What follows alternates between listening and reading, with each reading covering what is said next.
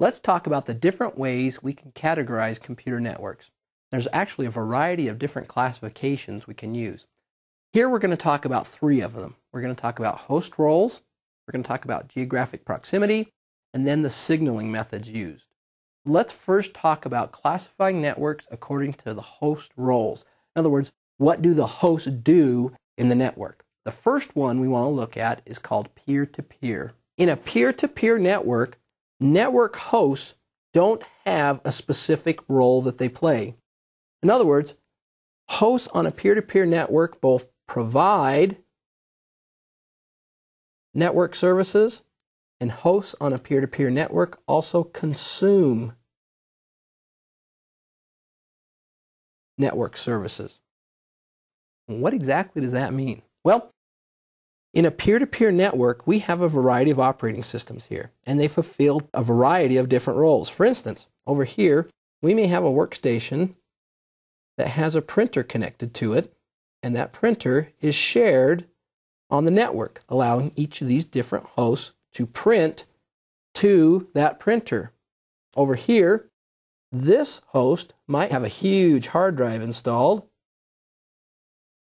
and everyone is allowed to share that hard drive. If they have a huge file they need to save, they can put this file down here.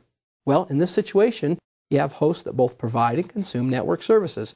These two hosts provide a network service. This one provides printing, this one provides storage. Now, at the same time, these hosts also consume services. For instance, this host prints to this workstation saves files to the hard drive in this workstation. In essence, they function both as a client and as a server at the same time. Now, there's a lot of benefits to a peer-to-peer network. First of all, it's very easy to implement. In other words, you could take a whole bunch of Windows XP workstations, for example, and create a peer-to-peer network. You can share printers, share storage. You don't have to go to any trouble to configure this. All you have to do is share your resources. It's very easy to implement. It's also very inexpensive. In this case, with a Windows XP peer-to-peer network, you just install the operating system. That's it. There's no special software to purchase and implement. Now, there's some drawbacks to a peer-to-peer network. You might be asking, well, it's so easy to implement, so inexpensive, why don't more companies implement it? Well, there are some key problems. First of all, a peer-to-peer network is not very scalable, meaning the bigger it gets, the harder it is to manage and the harder it is to keep running. Peer-to-peer networks are very, very difficult to support. That's because they lack centralized control. In other words, there's not one network administrator kind of running the show. Every user at each workstation is kind of like their own little network administrator. Let's take an example of how this is a problem. Let's say that you have shared storage over here on this hard drive, and this workstation belongs to Fred. Fred says, boy, there's getting to be an awful lot of files on my hard drive. I think I'm going to erase a whole bunch of them. Let's just erase them so I have more room on my hard disk. What impact does that have on everybody else? Well, Mary over here might have had her files on that hard drive and he just wiped them out. And she's going, my files. Okay, no centralized control. Further, let's suppose Mary decides to get back at everybody because Fred over here deleted her files and she takes off the next day from work, leaves her office door locked and her computer off. Everybody needs to print. Can they print? Nope, they can't. This host is down, you can't access its printer. Another problem is the fact that when you have a peer-to-peer network, there's no real centralized place to save files. We could have storage on this system. We could have maybe some other shared storage on this system. Maybe some other shared storage on this system. Maybe even some over here on this system. When it comes time to back up and protect critical company data, you've got to go to each one of these hosts and back up their data. You may not know exactly where folks are saving it. It could be all over the place on the hard drives. Now, we have another classification within the host roles category, and that is a client-server network. In a client-server network, unlike a peer-to-peer network, network hosts have specific roles assigned to them. In the client-server network, you have certain systems, certain hosts, that are assigned to be servers. What does a server do? A server provides network resources.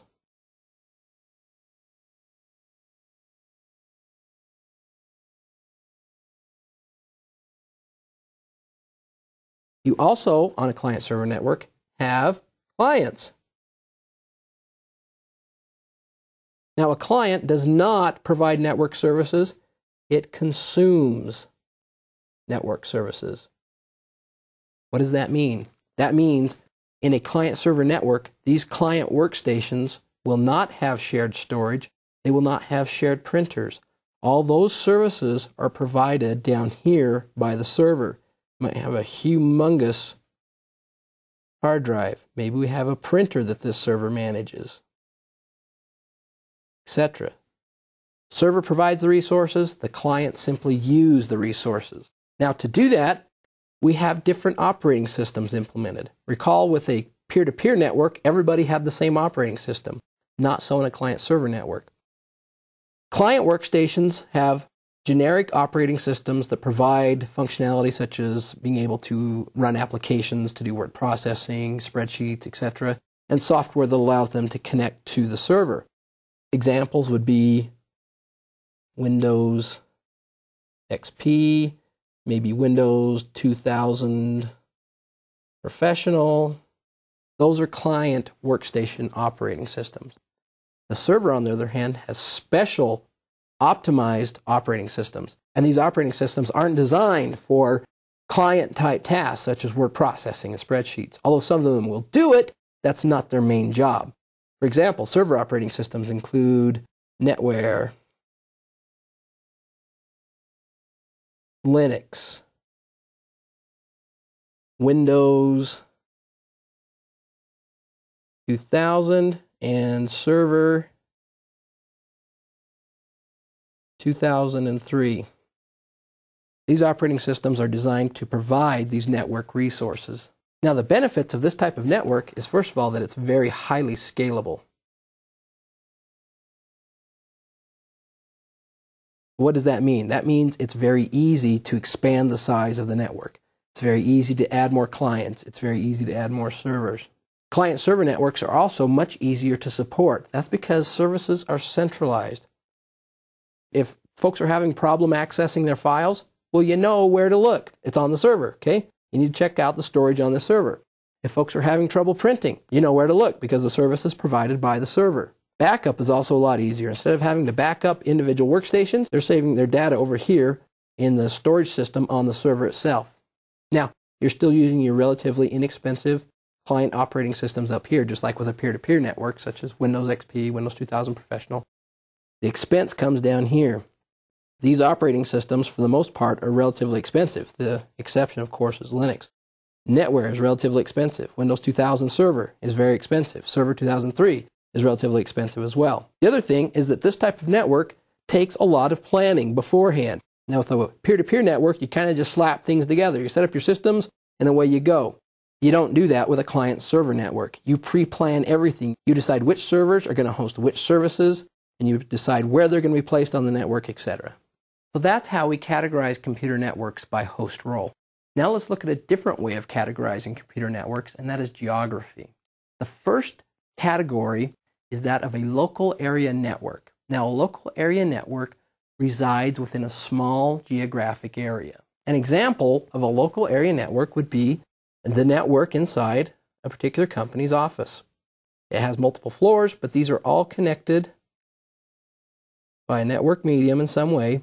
This comprises a local area network. It could be multiple buildings, in fact. You could have a second building over here, several floors, computer systems, and these are all interconnected in some fashion. It's still a local area network because the geography separating the hosts is relatively small. You could even have other buildings over here with their own networks.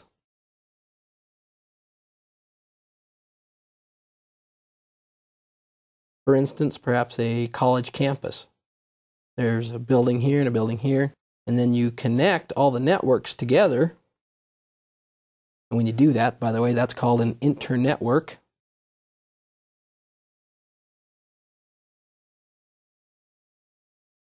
However, this is still a LAN because they're geographically close together. Now, it's also possible to have a computer network where the networks and the hosts are very widely distributed geographically. When we have that situation, we're talking about a wide area network. Basically, a wide area network is a group of interconnected LANs, local area networks, that are separated geographically. For example, suppose we have a company named XYZ Corp. XYZ has an office over here in New York City. They have a local area network. This company also has an office down here in Houston, Texas, and then they also have an office up here in Portland, Oregon. Now, users in these different locations occasionally need to have access to information at these various different sites. To make that possible, we've connected them in some way so that these local area networks are internetworked together, making a very large internetwork or a wide area network. Now, when you set up a WAN, basically the way it's done is that you make sure that the resources that the users need are located on the local LAN. For example, if someone needs to open a file here in New York City, you don't want them to have to go clear down here, transverse the wide area network to Houston to open up a file and bring it back here and work on it over here in New York City. Then when you save, you have to go clear across the country again just to save on a server located down here. Instead, you'll locate the information and resources that each local area network needs here locally. So you'd set up a server here in New York City with the information that the users here in New York City would need. Likewise, you wouldn't want to store your user accounts over here in Portland so that someone who needs to log into the network down here in Houston has to go across the WAN link clear over here to Portland just to authenticate. The benefit of the WAN is that if the situation arises, say a user here needs access to a document that's being worked on by a product team over here in Portland, they can use the wide area network to get that information and open it over here. So those are the two different classifications for categorizing networks by their size and their geographic proximity. There's one more categorization I want to talk about here, and that is the type of signaling used by the network. There's basically two types. There's baseband signaling, and then there's broadband signaling. This right here represents our network medium, whether it's a wire or whether it's a piece of fiber optic cable or what have you. With baseband signaling, you can have one signal at a time on the network medium. And that signal uses the entire network medium all at the same time. Broadband signaling, on the other hand, divides the network medium into multiple channels. With broadband signaling, you can have multiple signals all being transmitted on the same network medium at exactly the same time. Want a good example of broadband signaling? Think of your cable TV system. If you have cable TV, you have channel 2, 4, 5, 6, 7, etc. You have multiple signals all using the same cable at the same time. Baseband signaling, in the old days, I used to use the example of a telephone. Now, telephone systems are starting to use broadband signaling to allow you to have DSL and your telephone conversations at the same time. But in the old days, telephones used to use baseband signaling. In other words, you picked up the phone receiver and you made a telephone call. Well, while you were using the phone, someone else on a different extension in the same house couldn't lift up the phone and make a phone call at the same time, right? Because you could only have one signal on the wire at the time. Those are the two different types of signaling that's used on a computer network.